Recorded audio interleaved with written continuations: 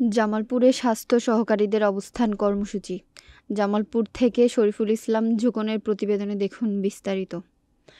কেন্দ্রীয় কর্মসূচির অংশ হিসেবে জামালপুর স্বাস্থ্য অধিদপ্তর কর্তৃক প্রস্তাবিত মাঠ পর্যায়ের কর্মরত স্বাস্থ্য সহকারীদের নিয়োগ বিধি সংশোধন পূর্বক স্নাতক সমমান সংযুক্ত করে ১৪তম গ্রেড প্রদান ও ইন সার্ভিস ডিপ্লোমা প্রশিক্ষণের মাধ্যমে ১১তম গ্রেডে উন্নীতকরণ টেকনিক্যাল পদমর্যাদা প্রদান, পদ উন্নতির ক্ষেত্রে ধারাবাহিকভাবে পরবর্তী উচ্চতর গ্রেড প্রদান সহ ৬ দফা দাবি দ্রুত বাস্তবায়নকরণে স্বাস্থ্য সহকারীদের অবস্থান কর্মসূচি অনুষ্ঠিত হয়েছে।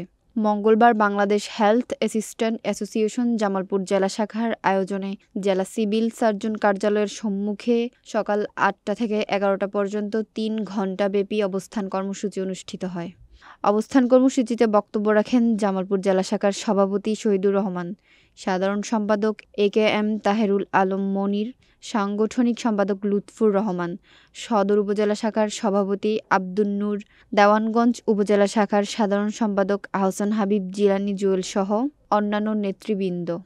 এ সময় বক্তারা তাদের ৬টি দাবি দ্রুত মেনে নেওয়ার আহ্বান জানান। সারা বাংলাদেশ আজকে যেরকম কর্মসূচি চলতেছে, আমাদের একটাই দাবি, নিয়োগ বিধি সংশোধন করে আমাদের ইন সার্ভিস ট্রেনিং পরবর্তী ১১তম গ্রেড।